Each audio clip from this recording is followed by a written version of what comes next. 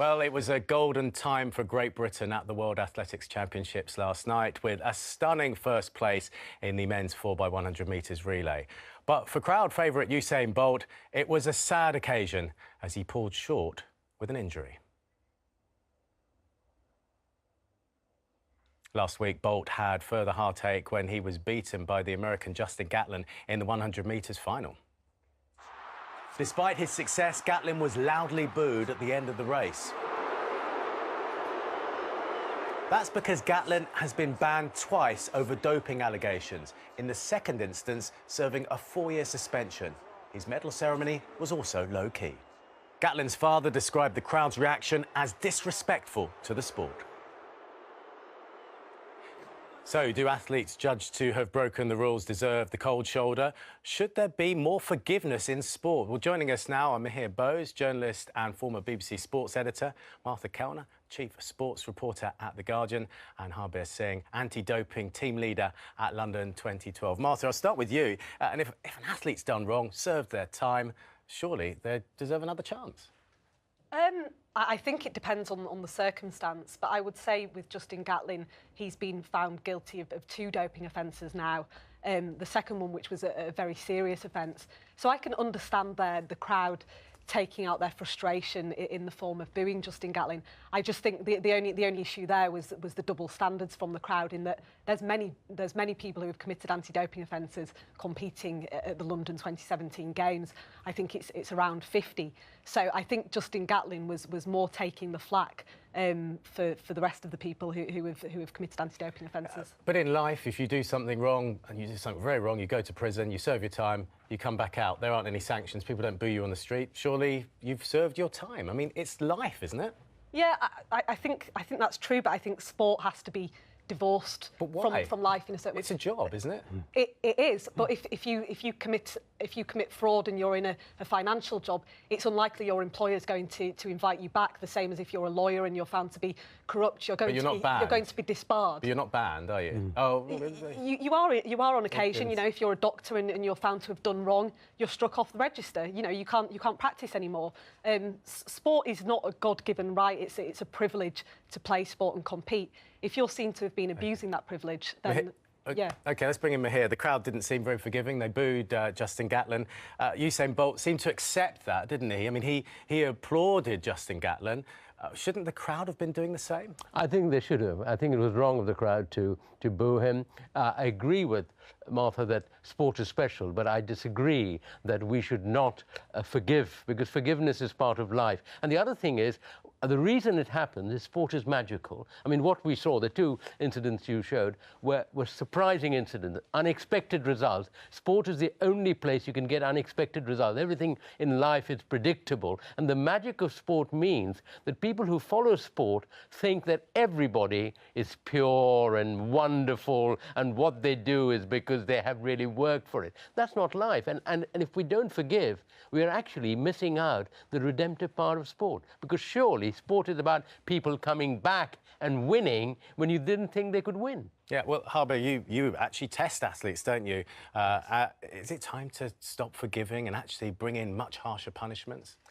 I think there is this narrative about athletes, and particularly about the Gatlin case, but I think the intricacies of the case aren't always understood. For example, the first case, USADA, which is the United States Anti-Doping Agency, actually said there was no intent to cheat, and he did not cheat, but the International Association for Athletics Federation said that because he tested positive, he has to be banned.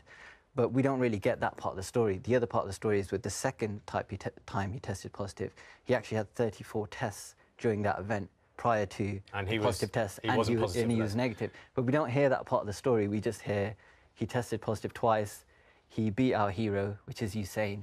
So the public opinion is that he's the bad guy. But I mean the narrative when we see all these stories is that we think, oh, well, they've done something wrong. But you're saying, you're on the coalface, and you're saying actually half the time they don't actually mean to break the rules. I think we've got to look at it from a wider perspective, which is that they're human beings, this is a livelihood, and there's a bigger issue here, which is why are athletes doping, and not forgiving athletes isn't addressing that issue. Is he a bit trusting? I think you may be, just because it's very rare that you get an athlete who holds their hands up and says, yes, I cheated intentionally. When was the last time there was an Olympic champion who hadn't failed a drugs test, who came out and said, oh, guys, I've actually deceived you over the last few years. I've been doping. Yeah. It doesn't happen. Well, that's not in human nature. Emma, you've got an interesting guest there. I do. Well, joining me now is the former javelin athlete, Goldie Sayers, who finished 4th at the Beijing Olympics in 2008. She's waiting to hear if she will be upgraded to a bronze medal after one of the Russian athletes in that competition was found to have taken performance-enhancing drugs. The Russian athlete is appealing the decision. Good morning, Goldie. The legal challenge is still underway, so I'm not going to get into the details of that case, but let me ask you, when you were competing, what effect did people taking performance-enhancing drugs around you have on your performance and almost your effort? I think as an athlete at the time, you have to remain naive to it, otherwise it probably sends you a bit mad.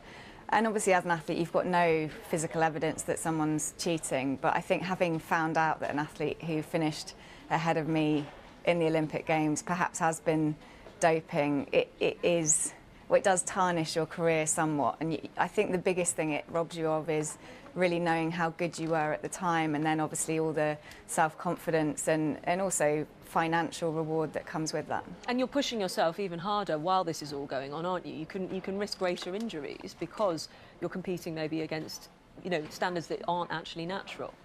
No, exactly. I think when you just missed out on a medal, you're making up a gap in performance, and actually it is an imaginary gap, so you end up pushing yourself, getting injured. That's exactly what happened to me the year after in 2009, and has happened to a lot of other clean athletes in their careers.